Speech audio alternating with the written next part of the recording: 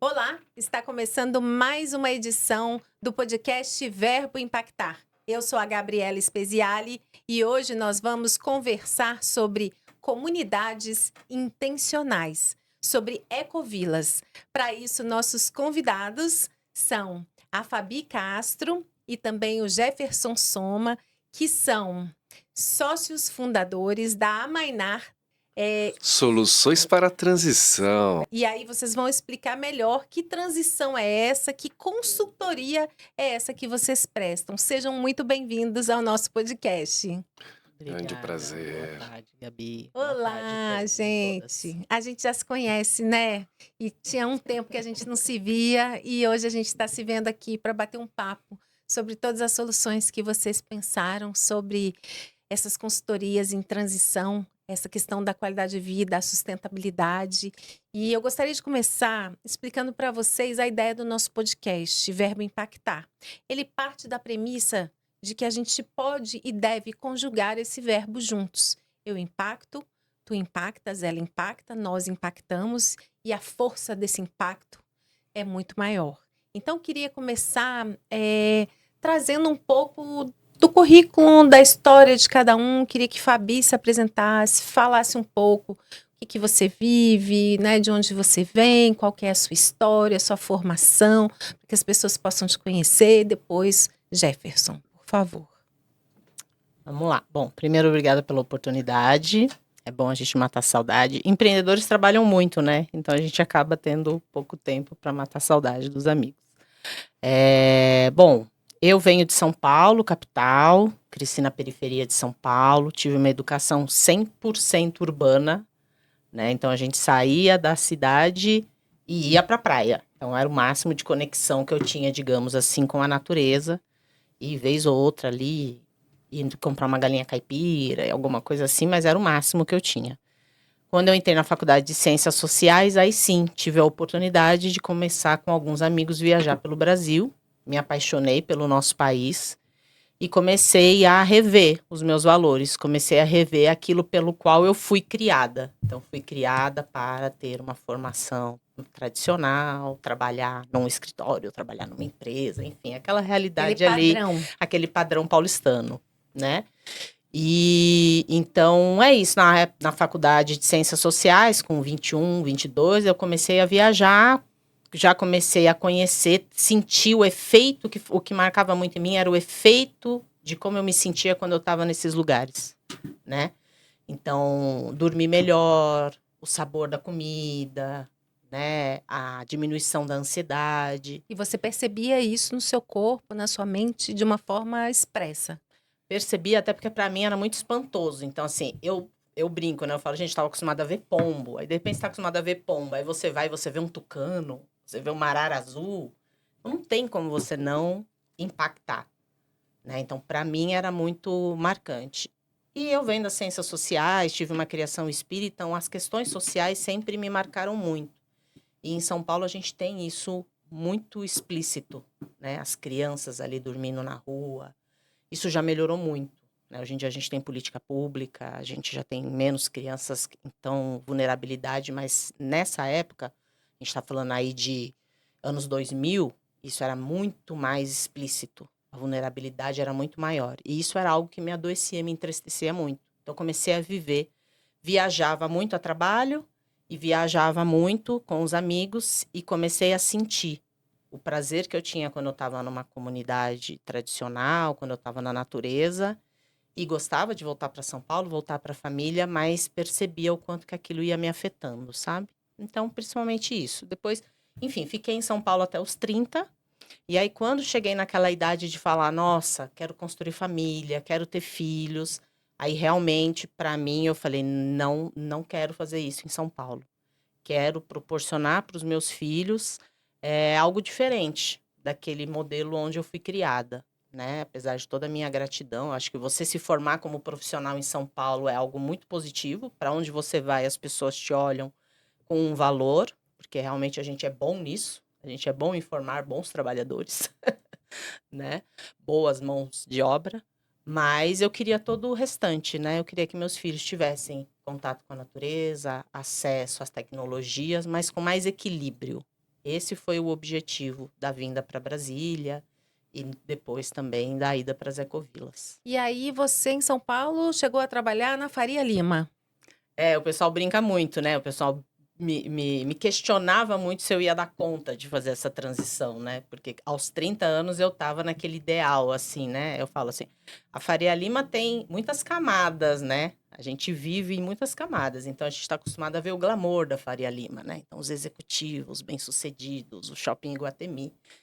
Mas tem uma classe trabalhadora, assim, que não é tão glamurosa, que rala muito e que paga caro para manter ali aquele status quo, né? Muitas vezes está nos bastidores fazendo a coisa acontecer. Isso, há muitas horas de trabalho, trânsito de São Paulo, então ao mesmo tempo é isso. Eu gostava muito do meu trabalho, mas a rotina é muito pesada, né? Então comecei até brincando, né? Quando eu conheci o Jefferson, comecei a vir para Brasília e aí era isso. Vinha para Brasília com valor X na carteira, na época que a gente ainda usava dinheiro vivo, né?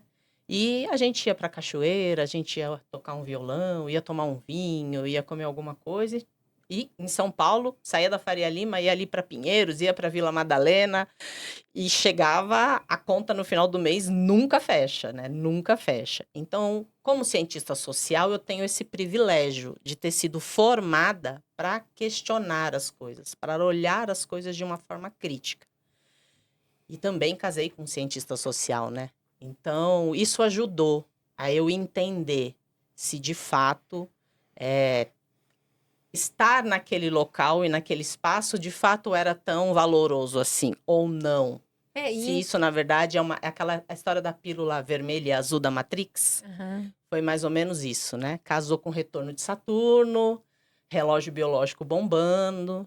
E aí fui colocando as coisas na balança, ouvindo a minha espiritualidade, ouvindo os familiares e tomei essa decisão. Fez a transição, que Fiz a a gente vai transição. falar daqui a pouco dessa consultoria em transição, desses novos caminhos que se abrem.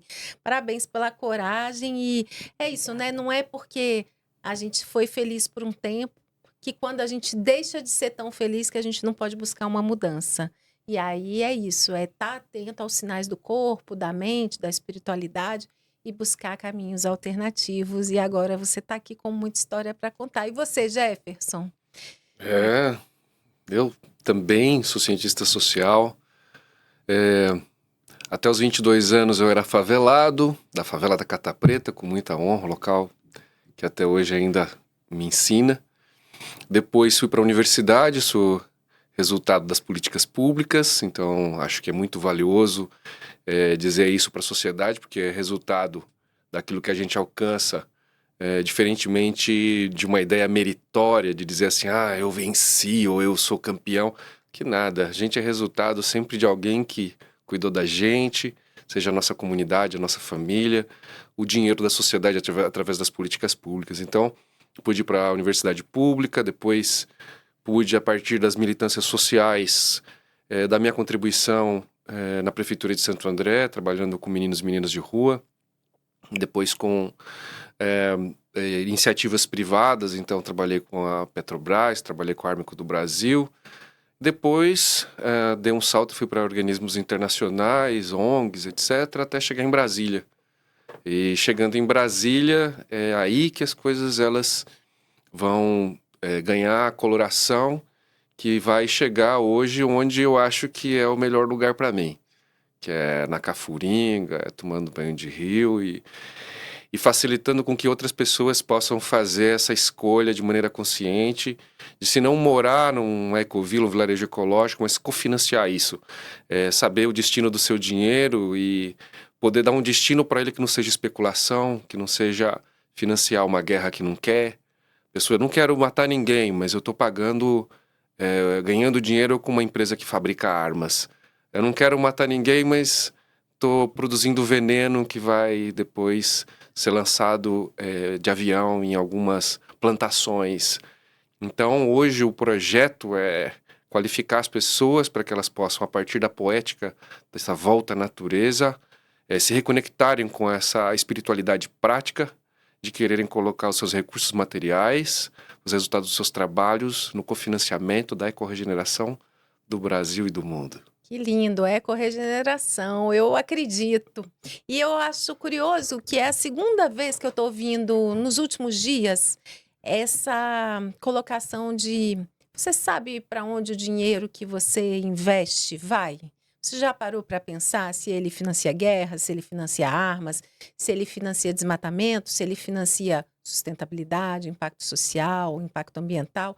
Isso aí é muito importante, isso é um debate bem profundo, porque muitas vezes as pessoas não se atentam para isso. Eu vi algumas pessoas dizendo, nossa, eu coloco meu dinheiro no banco, mas eu nunca parei para pensar. É que ganhar é tão difícil, não é? A gente não tem que fazer um monte de concessões para ganhar o dinheiro, atender clientes que nem é tão legal e da hora de gastar não tem critério, né? Então como é que fica, como é que Ou funciona de isso? investir, né? Você não sabe. Até essa colocação surgiu no debate de empresas, negócios, startups que estão trabalhando com o financiamento coletivo e justamente disso, para fomentar o impacto social e ambiental. Então, que legal que você está trazendo isso. E aí, eu queria voltar só um pouquinho antes. Vocês conheceram em São Paulo ou aqui? Vocês são um casal, para quem não sabe. Vocês Dá conheceram... um beijinho. Casal romântico. Em São Paulo ou aqui em Brasília? E se foi em São Paulo, quem puxou quem para vir para cá? A nossa história ela é pitoresca, porque a gente se conheceu numa sala de recrutamento de pessoas. A gente concorreu à mesma vaga. A Fundação Volkswagen em São Paulo estava com uma vaga em aberto e a gente fez a entrevista, éramos concorrentes. O Jefferson tinha um perfil já por trabalhar já nessa área de políticas públicas, ganhou a vaga e eles gostaram muito do meu perfil. Eu venho da área de pesquisa de mercado, né? Avaliação de projetos, mas mais voltado para grandes empreendimentos, né? Grandes produtos imobiliários. Mas eles gostaram do meu perfil e dessa proposta de poder trabalhar ali com gestão de informações na fundação. Então, passou pouco tempo que ele conseguiu a vaga, eles me chamaram. E aí a gente foi trabalhar juntos. Trabalhamos juntos durante 11 meses. Não, 3. Não, 3 meses, 3 né? meses. Ah, é verdade, Foi o 3 meses. suficiente, né? Ele ficou 3 meses, eu fiquei 11 meses. E aí, aí foi 3 meses isso. Aí ele saiu da fundação, ele me avisou, né? Falou, não vou ficar. Na Mas já época ele rolou a era conexão. casado, Aham. tinha um filho. O Pablo hoje tá com 26, o Pablo tinha... Eu tinha 7, 6. E ele, a ex-mulher dele, tinha uma banda em Santo André. Eu e meu ex-marido era de Santo André. E aí ele sempre falava, não, um dia quando você estiver em Santo André, vamos combinar de vocês irem lá, de ver a banda. E eu falava, beleza, tal, não sei o quê. Nunca deu certo, porque cada um com a sua rotina, cada um com a sua vida. A gente morava longe, em São Paulo. E aí, sei lá quanto tempo depois, graças ao mundo virtual, por isso que a tecnologia tem o Nossa. seu valor, a gente descobriu que nenhum dos dois já estava mais na Fundação Volkswagen, mas a gente trabalhava perto, eu na Faria Lima, ele na Vila Madalena. Saímos para almoçar, e aí eu falei para ele, na época do CD, ó como a gente tá ficando velho. Aí eu falei Foi para ontem. ele, eu quero um CD do Carranca, que é o CD da banda deles na época, né? E ele falou, não, então a próxima vez que a gente sair pra almoçar, eu te dou um CD do Carranca. Eu falei, beleza. Aí, essa vida louca, né? Que a gente passa assim, daqui a pouco a gente se vê, quando você vê, já foi 1 ano. Não sei quanto tempo depois, eu cobrei, né? Virtualmente, eu falei, e aí, cadê o CD do Carranca? Não sei o quê. E aí ele falou, olha, agora vai demorar pra eu te entregar esse CD mesmo. Eu falei, por quê? Ele falou, porque eu tô indo embora pra Brasília. Eu falei, ixi, então agora vai demorar mesmo. E aí o restante da história ele conta. Não, aí o que aconteceu foi que a gente falou pelo MSN, né? Aí ele Então, esse veio negócio pra que- Brasília e se Não, passou, sei lá, mais alguns meses, Esse né? MSN denuncia mesmo. Dá um tempo, né? Assim, perfil no Orkut, no MSN a gente trocou uma ideia. Eu A galera tava... que nem sabe o que é isso. Não, não. Nem sabe. Isso 2008, né? Começo de Não, 2008. 2007 ainda. Não, 2008. Não, 2008. Começo, carnaval de 2008. O que aconteceu na prática foi que a gente se comunicou por essa via e eu estava trabalhando na época no Ministério da Cultura, no programa Cultura Viva, tinha acabado de chegar e ela pegou e falou, olha, estamos por aí, né? Eu falei, eu também estamos por aí, né? Porque assim, aquela coisa, muito tempo sem se falar, né? Quais as Aham. novidades, né? Aham. Vim pra Brasília, vim sozinho, me divorciei, e você, Aí eu, começou a nossa, chegar a mensagem, né? também Plim, me plim, divorciei. E aí já viu, né? match. Aí deu É, match. então vamos conversar? Vamos, quando? Amanhã. Vamos lá. Aí Mas eu, você te... puxou ela pra cá. Não, Não, aí ele em eu fui lá. Brasília, essa conversa, ele em Brasília e eu aqui em São Paulo. Ah, Aí quando foi no fim de semana, ele já tava lá, E aí puxou me você. chavecando. Não, aí a gente vai no modo resistência, porque quando a gente se divorcia, a gente entra no módulo trauma. Não sei se você já se divorciou alguma vez na vida. Eu já. Então a gente tava ali os dois no módulo trauma. Então a gente ficou não, nessa. vamos ser amigos, A cada um gente vive ficou a sua nessa história. brincadeira, era bom, porque ele tava em Brasília, eu tava em São Paulo, e ficamos assim mais de um ano. Aí depois de um ano, aí eu falei, ó, relógio biológico tá batendo, Vamos, né? aham. Essa vida de Faria Lima já tá me cansando, e aí como é que vai ser, né? Vamos arrumar um canto, né? Vamos arrumar um rio aí pra gente morar perto dele. Aí foi quando eu comecei a vir para Brasília, tal, né? Ele morava aqui no Córrego do Urubu. E aí eu falei, nossa, gente, isso que é vida, né? Tão Aí eu pertinho. para chegar na Faria Lima às 9 da manhã, eu acordava 6 e pouco, não tomava café, pegava trânsito, já chegava na Faria Lima cansada, estressada. Aí mandava mensagem pro Jefferson, ele, acabei de acordar. Fui tomar um banho ali na cachoeira do Urubu. Vou colocar minha roupa e em 15 minutos estou na esplanada. Aí eu falei, não, gente. Tenho que ir. Partiu Eu acho que Brasília. Aham. esse status de sucesso meu aqui tá invertido. Eu acho que tem gente que tá melhor do que eu. E aí vocês fazem a transição, você vem. E como é que é, assim, olhar hoje a escolha que vocês fizeram da qualidade de vida, da sustentabilidade, do contato com a natureza e a vida que vocês tinham antes? Claro que tudo tem prós e contras, mas eu digo assim, como é que é hoje poder estar tão em contato com essa natureza, estar mais mergulhado nela? Eu acho que a parte principal são as crianças. O fato das crianças nascerem a partir de um parto natural, isso já é revolucionário. Eu acho que é uma metáfora perfeita, que é nascer de maneira natural é algo que permite um destino completamente diferente de quem está completamente condicionado.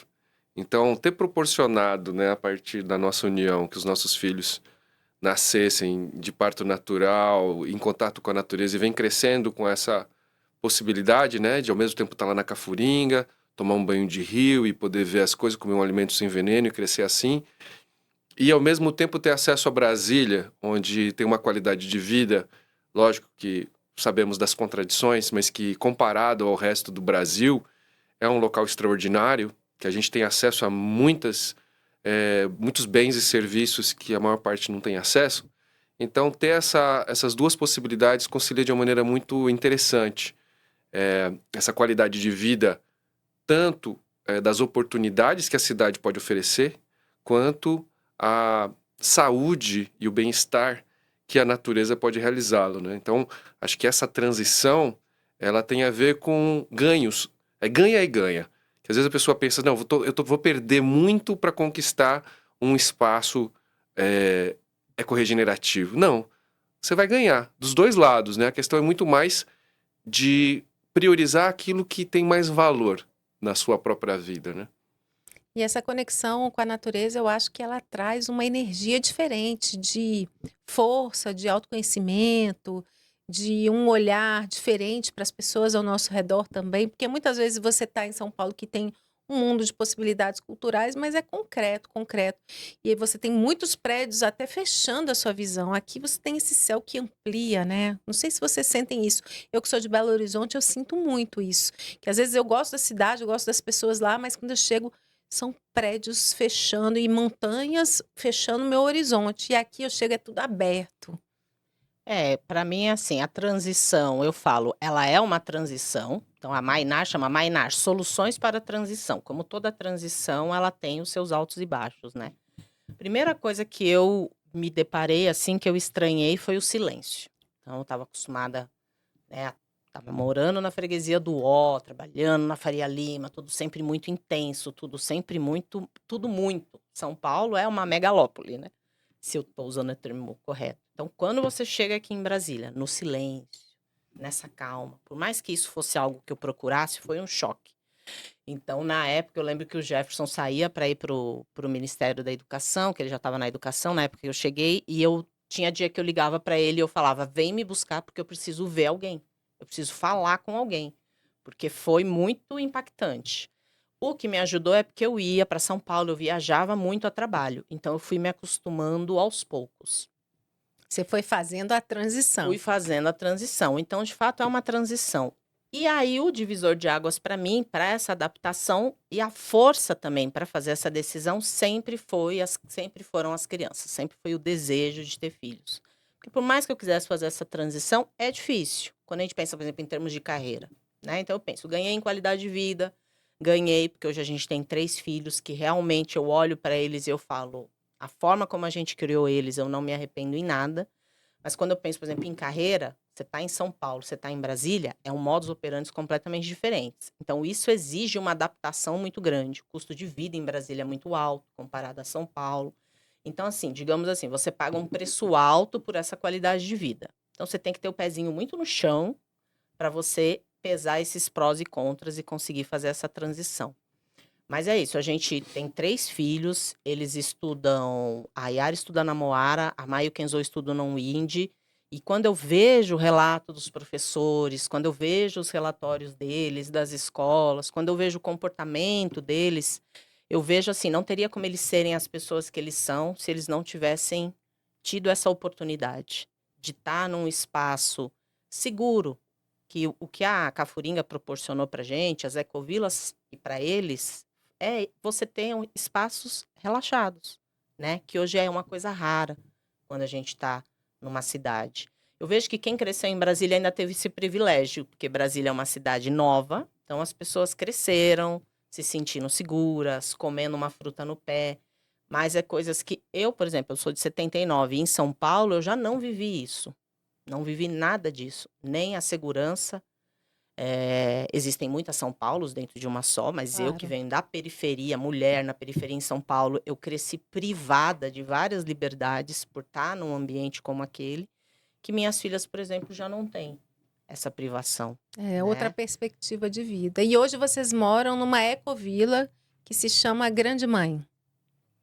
Isso, desde 2009, né? 9/9/2009. O Jefferson me Olha, faz tá uma ligação, né? pertinho. Tudo começa com uma ligação É. do Jefferson. A gente lá. Eu nunca tinha ouvido falar de ecovila e nem permacultura. Permacultura ou cultura da permanência, como a gente traduz. E um pessoal lá do Ministério da Educação, na área de educação ambiental, que é onde eu estava trabalhando, sempre estava falando sobre isso, agrofloresta. E eu ficava assim, do que esse pessoal está falando? Porque em São Paulo é algo muito delimitado, né? Você está ou numa área favelizada, ou você tem grana e está num bairro, ou você está num prédio. É tudo muito segmentado. E aqui, quando falou em área rural ou uma terra, coisa desse tipo, imaginava que era algo muito longe. E quando me convidaram, enfim, para ir ver, na época demorou 1 hora para chegar. Era muito perto, porque só para eu chegar de Santo André até onde eu trabalhava em Pinheiros era 2 horas para ir, 2 para voltar, para percorrer 16 quilômetros. Então, Outra perspectiva. eu falei, também. caramba, 1 hora para poder estar num lugar que tem rio, que tem esse espaço todo, Tem tucano que tem que tem os pássaros. Eu fiquei impressionado, falei, gente, não é possível. Existe esse lugar tão perto de uma cidade, É muito, né? Grande. muito perto. assim. Agora tá muito mais perto, agora tá 45 minutos, porque tem rodovia, tem asfalto, tem ponte, mas na época que a gente chegou, não tinha nada, era uma trilha, praticamente. Mas já era algo que eu achei muito, muito maravilhoso, né? Então, quando essa oportunidade surgiu da gente fundar a Grande Mãe, na hora eu lembrei das nossas conversas, minha e da Fabiana, do que a gente queria construir.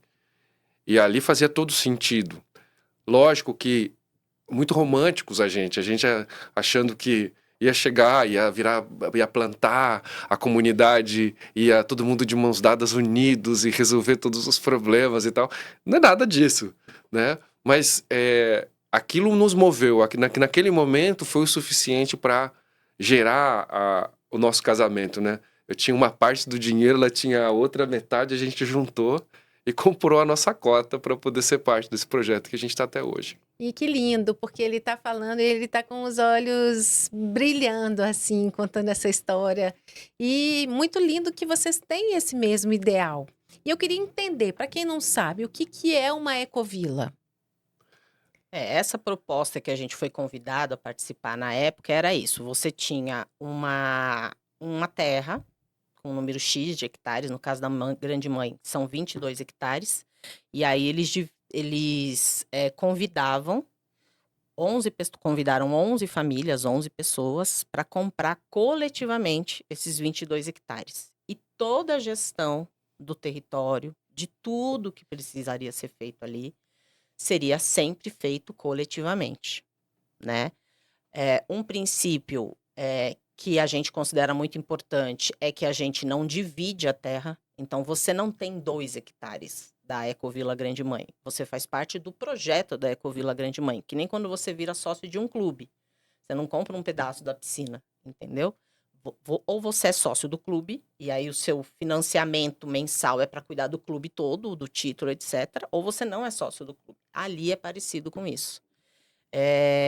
E essa proposta também de criar as famílias livremente. Então, a gente não tem cerca, a gente não tem divisão entre as casas. Então, isso era algo bem comunista mesmo, né? No sentido do comum, porque essa palavra comunismo, ela é sempre muito criticada, né? E aí eu falo, o problema é que as pessoas não vão na raiz da palavra, né? Porque a palavra comunismo, ela é isso, ela é o comum, é a comuna. Tanto que a gente fala que nós somos as comunas, né? E é interessante que às vezes as pessoas, eu brinco que às vezes a gente tem uns grupos de WhatsApp que as pessoas falam assim, vamos fazer uma festa junina, cada um traz uma coisa, tá. Isso é, para mim, assim, a comuna em prática, né? E lá foi essa nossa sugestão, foi essa. Que nem a gente faz festa junina, que nem a gente faz as outras coisas, a ideia era fazer a comunidade. Então, uma ecovila, um vilarejo ecológico, é isso. É a gente que decide tudo pro bem e pro mal, né? É como um casamento coletivo. Por Né? isso, esse conceito de comunidade intencional, porque é uma comunidade que compartilha valores, propósitos, estilos de vida, nessa linha. É isso. É isso que dá a liga, digamos assim, para o grupo, né? Tem hoje um estudo da UNB que está sendo realizado, coordenado pelo professor Diego Lindoso, do CDS, do Centro de Desenvolvimento e Sustentabilidade, da UNB, que é exatamente sobre comunidades intencionais na Cafuringa. Eles estão na fase final já de relatórios e tudo isso. E esse conceito de comunidades intencionais acaba sendo aquilo que abarca as ecovilas, os vilarejos ecológicos, as ecoaldeias. Esse movimento onde as pessoas se juntam com um propósito para fazer a ecorregeneração, com diferentes tipos de ligas.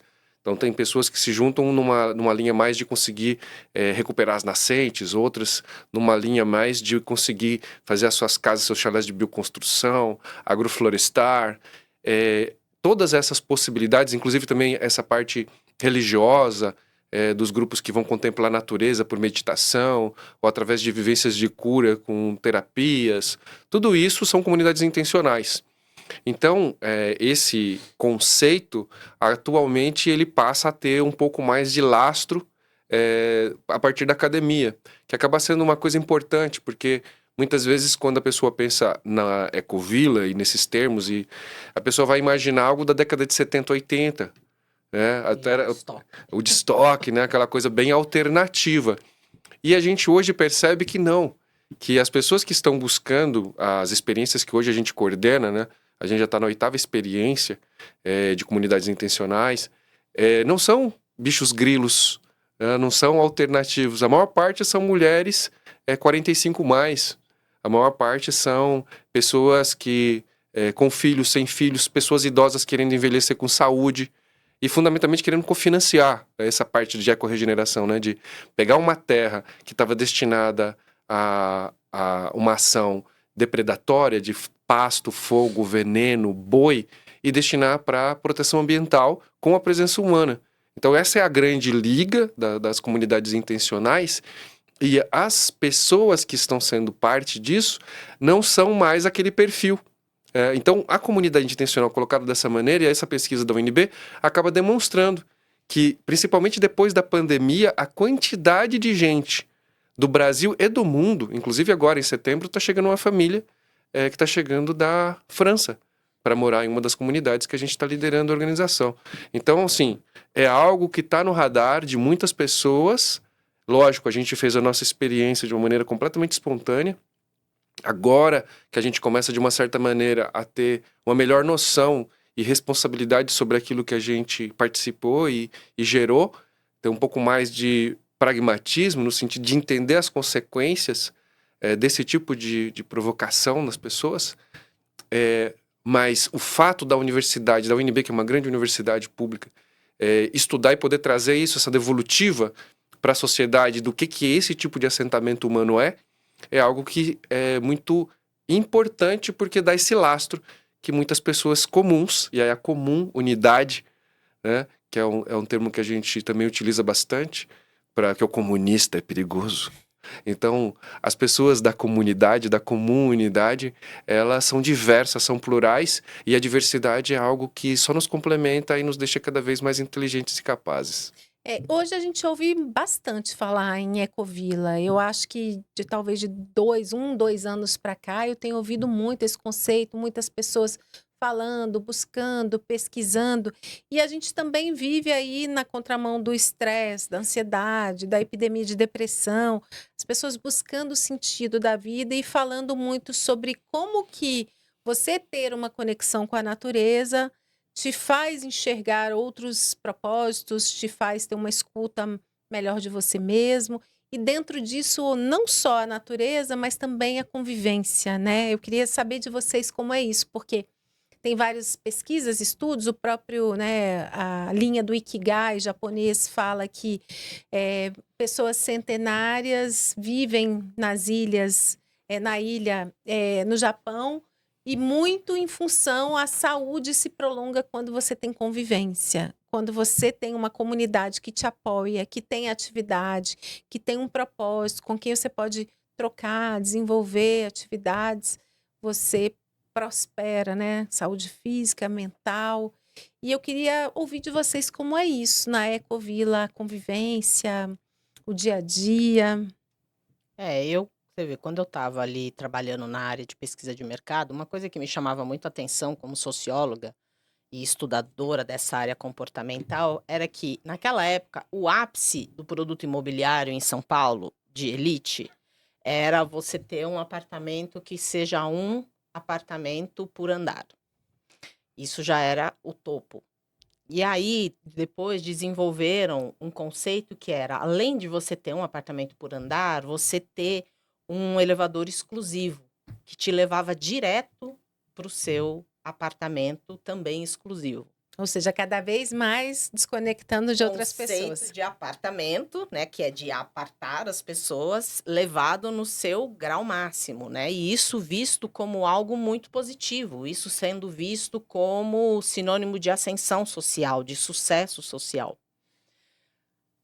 O meu olhar, como alguém que estuda a psicologia, que estuda a sociologia, é que isso é um caminho perigoso, porque esse excesso de apartamento entre pessoas, considerando que nós somos racionais, mas nós somos mamíferos, nós vivemos, né, em bandos, em grupos, é algo que pode ser muito adoecedor.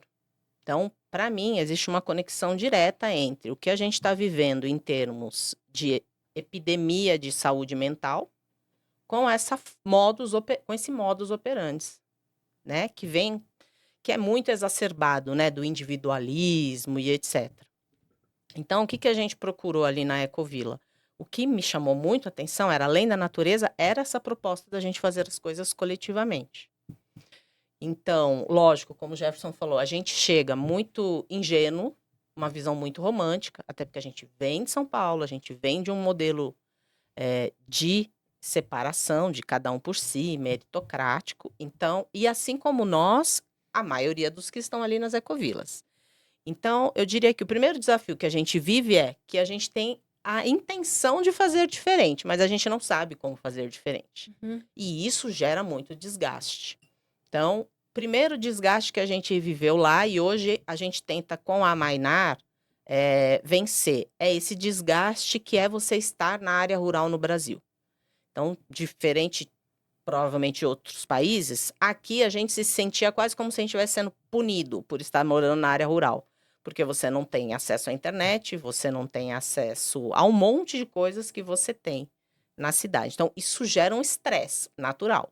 Porque você não tem o 0800 para ligar para falar, ó... Isso desorganiza a vida em vários aspectos. Exatamente. Então, isso já gera um estresse comunitário. Porque as pessoas querem saber quem é que vai resolver o problema delas.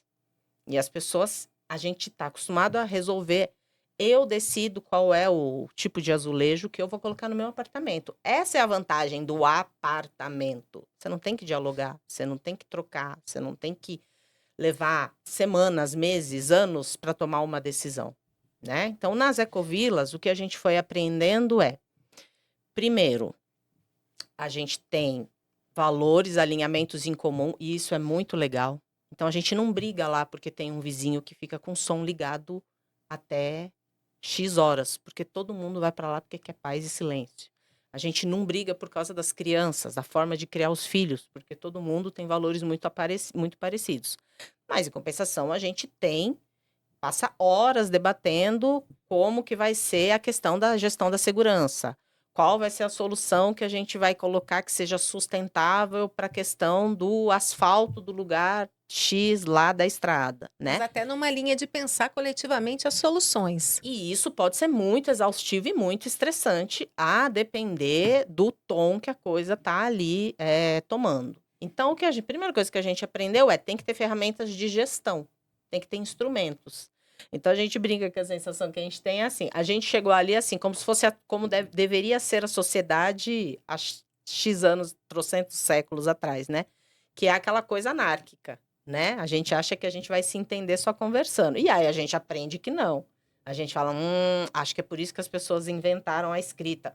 Acho que é por isso que existe cartório. E aí vão chegando os processos. É por isso que existe facilitação, moderação. É por isso que existe ata de reunião e as pessoas têm que dar o ok, entendeu? Então, isso foi um processo que a gente viveu muito e ainda vive, né? E muitos momentos eu falo pro Jefferson, a questão é, a gente vem de um modelo totalmente diferente. Então, você tem que estar disposto o tempo todo a se desconstruir e a criar novas formas de fazer isso, Achar entendeu? o caminho, né? Achar o caminho. Que funciona para vocês. Exatamente. Tem uma linha de corte temporal que foi a pandemia.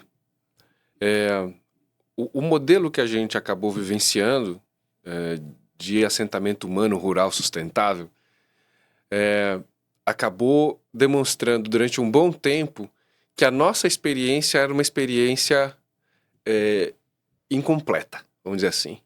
Então, tem o GEN, o Global Eco Village Network, tem as escolas como Gaia Education e outras iniciativas fantásticas que preconizam e ensinam como constituir comunidades intencionais a partir de uma preparação.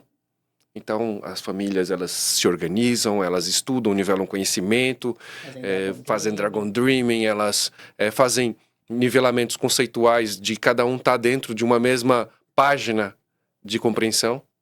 E aí, enfim, essas pessoas vão dar um passo e adquirir uma terra e definir como é que vão governar essa terra e, a partir daí, enfim, constituir essa comunidade. Isso é maravilhoso, é isso que é a teoria perfeita. Só que o nosso caso não foi assim. O nosso caso foi, nossa família encontrou a oportunidade a partir de uma terra que estava lá e que, se a gente não fizesse parte, ela ia continuar sendo queimada, continuar no veneno, continuar sendo destruída, e a gente se junta e fala, vamos para lá. E se junta com mais 10 famílias e vamos para lá. E depois conhecia uma das famílias.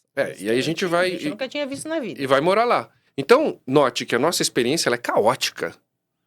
Só que a partir do caos que a gente se meteu, essas características de necessidade de organização latejaram fortemente. E ainda bem que a gente se reconciliou com as nossas carreiras, porque a gente, como plantadores, eu era um ótimo músico. Então... Continua sendo um ótimo músico. E um ótimo plantador agora. Não, hoje eu planto melhor. Hoje eu planto melhor. Eu sou uma boa Mas a gente, ao se reconciliar com as nossas carreiras, a gente vendo, por exemplo, a maneira como o seu Delcides plantava, a maneira como o seu Di cavalgava, e os nativos como eles estavam praticamente há séculos, de pai para filho, aprendendo a lidar com aquilo.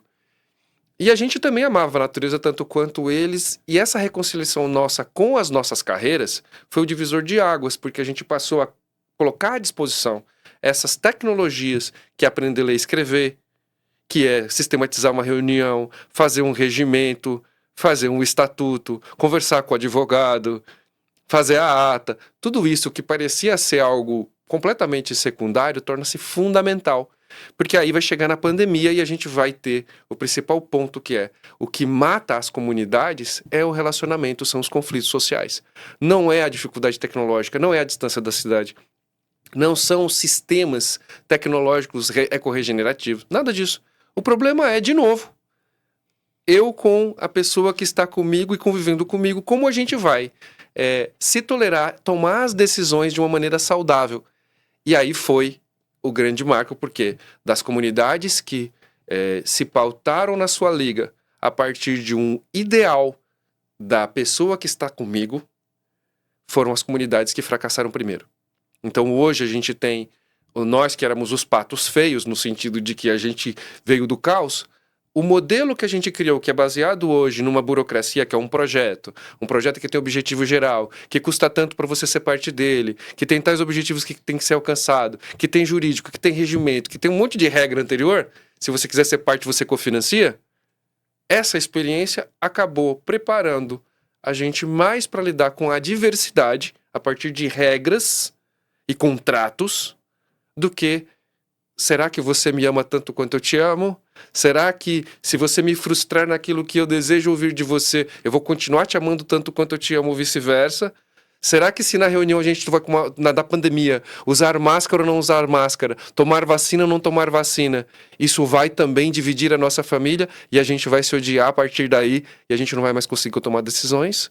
Tudo isso, depois da pandemia, veio como uma bomba e demonstrou que sem os instrumentos jurídicos, administrativos e de planejamento, a gente fica completamente refém das nossas paixões e isso não é suficiente para a gente se manter como coletivo. E aí prolonga-se o caos. E aí, de novo, né? Eu entendo muito bem essa colocação de vocês, que às vezes a gente quer negar aquilo que a gente fez e entrar num novo caminho. Comigo também foi assim. Eu saí da comunicação, fui para um outro caminho e falei, vou deixar isso aqui de lado. E quando eu integro as duas coisas, eu falo, opa, achei o caminho. Porque a gente tem vários lados dentro da gente, a gente tem várias habilidades. E é possível colocar o romantismo e o sonho junto com modelos mais funcionais, né? Então, assim, é a gente integrar para daí criar algo novo.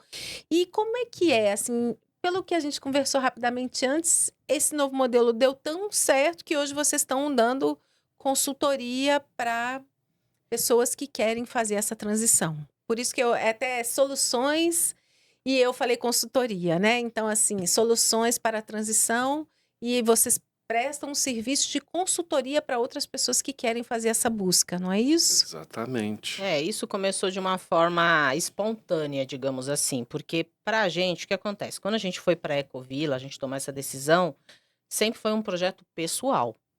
A gente fez isso porque a gente queria viver essa experiência e queria ter nossos filhos e criar nossos filhos assim. O que acontece é, quando a gente entra nesse grupo da Ecovila, a gente tinha pessoas de lugares que eram referências já em Brasília, em agrofloresta, pessoas que já tinham formação na UNB na área, pessoas não sei o quê. E aí a gente olha um pro outro e fala, poxa, que legal, a gente paulistano não entende nada disso, vamos aprender com essas pessoas. Só que vai elas ser também bom demais. aprender. Só que essas pessoas nunca foram para lá. Essas pessoas nunca construíram suas casas lá. Essas pessoas, a vida... Então, um amigo que era, na época, que era referência pra gente, ele passou num concurso da Infraero e foi morar não sei onde. A outra, na época que ela estava se formando na UNB, ela conseguiu uma bolsa de mestrado. Então, assim, isso foi uma coisa que foi acontecendo. Aí teve o primeiro racha, digamos assim, da comunidade, porque a gente não conseguia entrar no acordo de quais eram as decisões que a gente já tinha que tomar sobre infraestrutura. Então, vai ser de adobe, a reforma não vai ser de adobe, e aí a gente tem a primeira cisão já da grande mãe, que aí a gente tem 3 cotistas que resolvem sair. Né? Então, a gente vai sair, vocês ficam aí, eles foram para uma outra terra juntos, esses 3. Quando a gente olhou, a gente ficou sozinho no rolê. A verdade é essa. Esse amigo que a gente conhecia, que a gente tinha assim, vamos construir a casa um do lado do outro. Casamos mais ou menos na mesma época, tudo combinadinho, não sei o quê. A vida também levou eles para São Paulo. E a gente, resultado a gente faz planos e a vida faz outros. A gente se viu completamente só. A verdade é essa.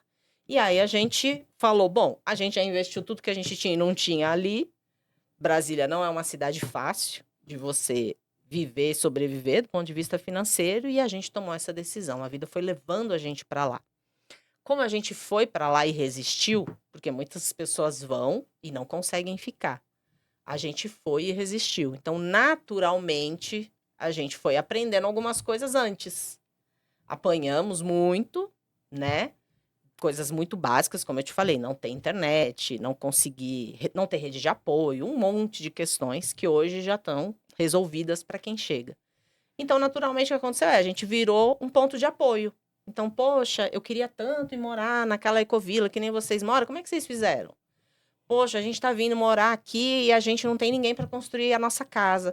Jefferson, já que você já construiu a sua, já que você já reformou aquela casa ali da Ecovila, você não quer construir minha casa? Eu, Jefferson, não, mas eu sou cientista social, não entendo de construir casa. Você não entende, mas a gente entende menos ainda, entendeu? Então, o resumo Hoje eu tava fazendo a conta, eu já tô na 10ª casa sem saber fazer casas, né? Não, e você acabou desenvolvendo um jeito de fazer casas, né? Exatamente, a gente foi desenvolvendo esse jeito. Então, como é ter os filhos em casa? Como foi que você fez isso? Como é que vocês faziam com a educação das crianças? Como é que vocês faziam com rede de apoio? Então, a gente foi se tornando essa referência. Então, é daí que em 2016, 17, que foi quando a gente teve o segundo filho, a gente olha com o apoio de 2 amigas, que são dessa área de design thinking, olha para a nossa vida, para as nossas carreiras, para aquele momento e fala, poxa, isso foi uma coisa que está acontecendo e que é um movimento que, né, parece que tende a crescer. E aí a gente se organiza. E aí a Mainar ganha esse complemento, que é a Mainar Soluções para a Transição. E pode explicar rapidinho o que é a Mainar, porque eu acho lindo. A Mainar, então, antes era só a Mainar. A Mainar era uma empresa de consultoria na área de metodologia, moderação, facilitação, planejamento estratégico, avaliação de projetos, que era aquilo que a gente fazia antes de começar esse capítulo da vida na Cafuringa. E nessa época a gente estava grávidos da Yara, que é a nossa primeira filha, e aí o Jefferson falou, vamos fazer uma chuva de ideias então aqui pra gente pensar no nome da nossa empresa. E aí veio muita coisa de mãe, de maternar, de natureza, até que a gente chega nesse nome amainar, né? Que aí ele pode explicar. Amainar é aquele verbo antigo que os antigos diziam, eu vou te visitar quando essa chuva amainar. Eu vou te visitar quando amainar esse vento. Então, amainar é um intervalo entre tempestades. Então, é aquele momento propício para você fazer algo prazeroso, algo possível que você goste. Porém, é uma preparação, porque você sabe que você está no intervalo, daqui a pouco a tempestade volta. Então, por isso as soluções para a transição, que é a gente quer e cultiva o belo, o amor, a contemplação, mas a gente não nega que daqui a pouco as coisas, as contradições e que a gente tem desafios que vão surgir por aí e que a gente precisa de tecnologias, a gente precisa de prazos, a gente precisa de todas essas situações. Então, a Mainar, ela acaba sendo essa possibilidade de junção dessas dicotomias entre um momento maravilhoso para a gente poder tomar um banho de rio, mas daqui a pouco chove e vai ter tromba d'água. E nessa transição, vocês estruturando aí os conhecimentos que foram aparecendo na medida que vocês eram demandados para arrumar o jeito de resolver as soluções, vocês hoje trabalham com consultoria. Exatamente. E estão amainando, né, momentos de tempestades de outras pessoas. Exatamente. Ó, hoje, a partir do modelo que a gente desenvolveu, essa modelagem, a gente está terminando o projeto Vilarejo Ecológico Terra de Canaã, que foi o nosso maior desafio, porque era a maior fazenda de boi da região, da APA da Cafuringa. A gente conseguiu quitá-la em agosto de 2024. Nesse momento, ela já está nas últimas adesões. Então, a gente tem hoje esse êxito de conseguir fazer numa grande propriedade rural o método. E que deu certo, e agora a gente já tem um sistema de governança que já vai ser implementado e etc. A partir dessa modelagem, a gente está implementando em São Paulo, na cidade de Juquitiba, a Ecovila Atlântica, em parceria com o Dr. Ian Libardi, um jovem advogado muito promissor da região.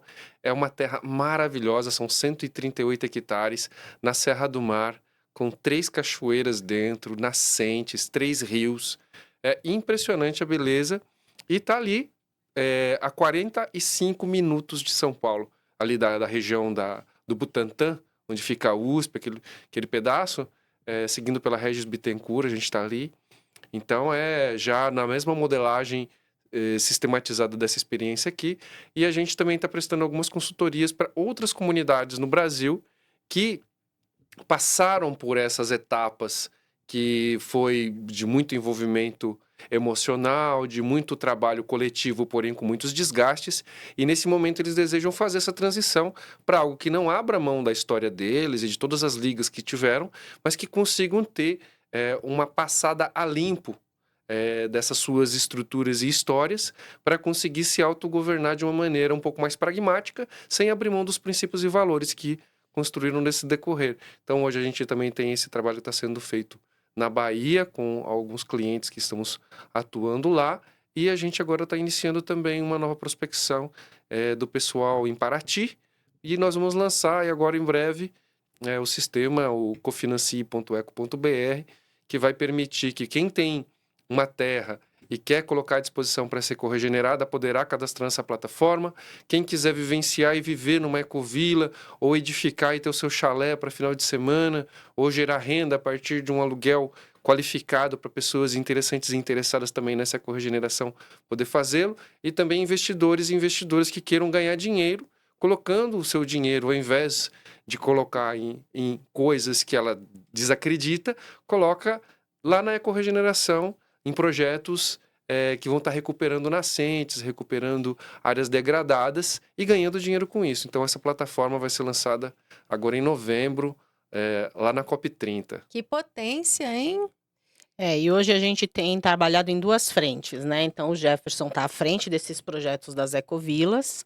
Eu fiz 1 ano agora em agosto que eu fui convidada para estar no ICMBio. Tem sido uma experiência incrível, porque é poder olhar ali dentro da gestão governamental, né, que é uma escala continental, né, como é que o governo faz, né, para trabalhar, para garantir aí a gestão da biodiversidade, né. Então são quase 380 unidades de conservação no Brasil todo, né, tanto terrestre quanto marítimas. E tem sido muito bom, assim, essa troca, né? Tanto de levar a experiência de como tem sido as ecovilas, que é um movimento espontâneo e da sociedade civil, e na outra ponta eu ligando tudo isso com um conhecimento que já existe, né? Dentro do governo, né? E ver pessoas, assim, servidores, voluntários, enfim, um exército que está aí também, dentro da burocracia, dentro das políticas públicas, lutando pela mesma coisa, que no final todos nós queremos a mesma coisa, né? Que é garantir essa biodiversidade, essa justiça geracional que tem se falado muito, né? A gente garantir que as próximas gerações tenham acesso a tudo aquilo que a gente tem e que a gente tem gerido mal e cuidado mal, né? Então, hoje eu estou ali, né, no ICMBio, e o Jefferson tem tocado essa agenda aí das ecovilas. E vocês estão juntos, né? Então, assim, trazendo a sua expertise com a dele, eu percebo isso muito como um sonho que vocês vivem. Claro que tem momentos que o sonho não é fácil, né, gente? Não é fácil. Mas o A gente impacto. cai da cama.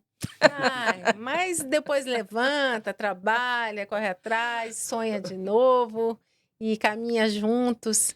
E assim, eu queria ter muito mais tempo para conversar com vocês, mas tem o horário de buscar as crianças na Pode escola. fazer os convites? Eu queria antes que você falasse rapidinho, pode fazer, mas eu queria que você falasse também da bioconstrução um pouquinho, para a bom. gente registrar isso.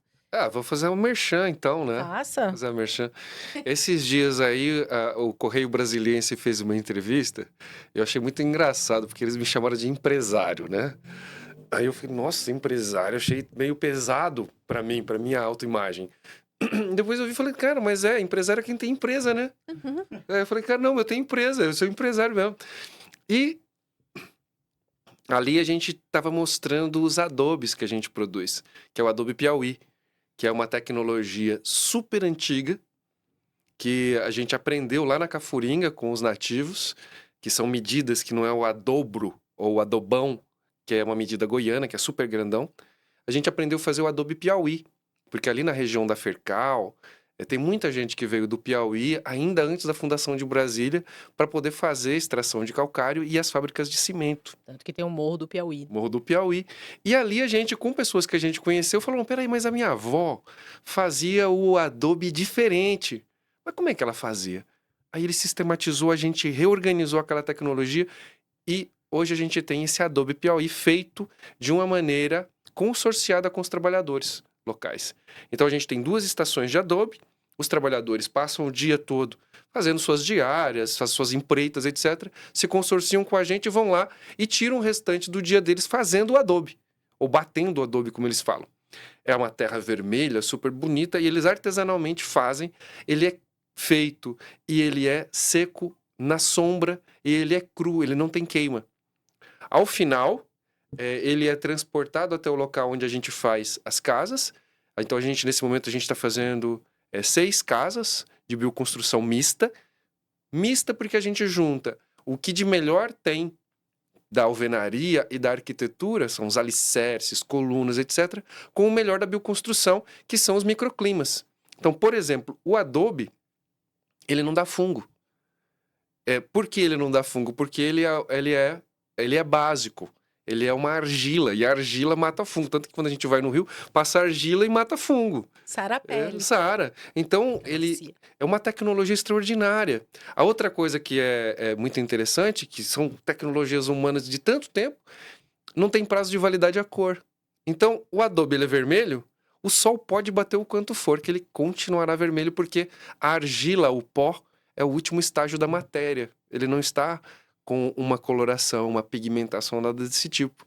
Então, hoje, a bioconstrução mista que a gente realiza, ela também é uma conciliação de tecnologias ancestrais com a tecnologia moderna, demonstrando que é possível, com baixo custo, alcançar um excelente resultado tecnológico e estético.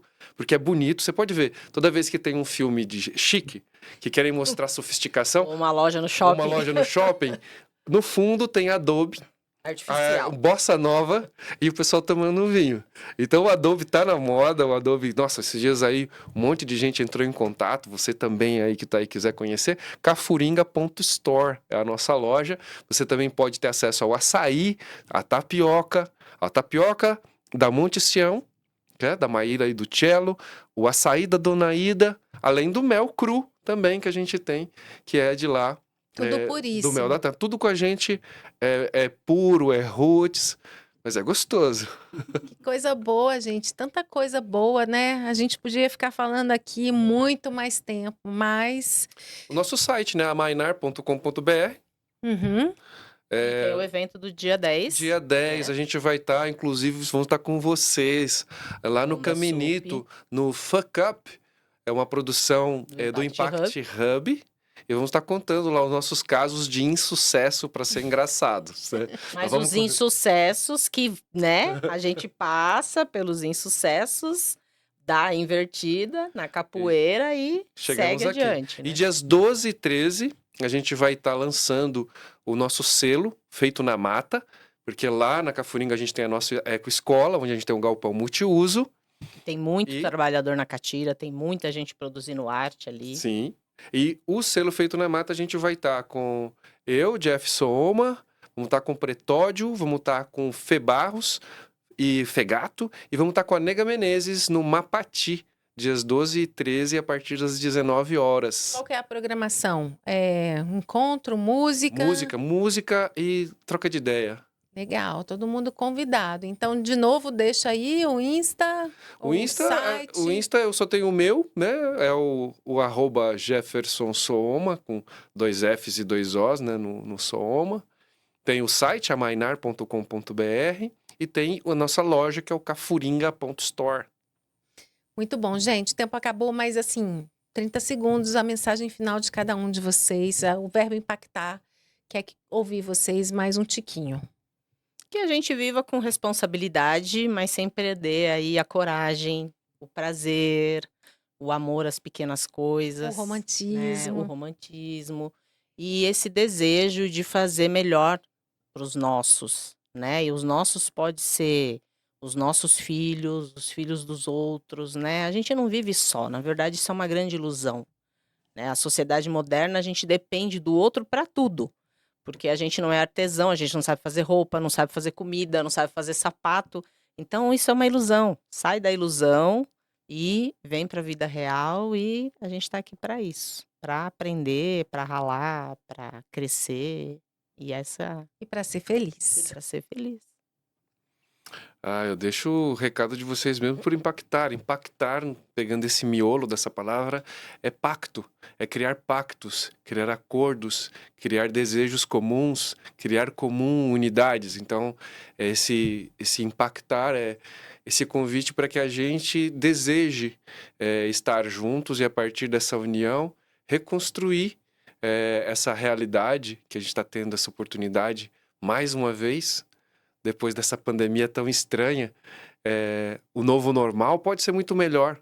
Eu acho que a gente tem que ter essa esperança, e essa esperança se dá com essa relação com a natureza, onde nós, seres humanos, sejamos os instrumentos da natureza e nós estejamos a serviço da natureza e não o contrário. A natureza, na verdade, somos nós. As árvores somos nós. Maravilhosos, gente. Obrigada, Fabi. Obrigada a Castro, você, Jefferson querida, Sooma. pelo convite. Obrigada demais. Gratidão.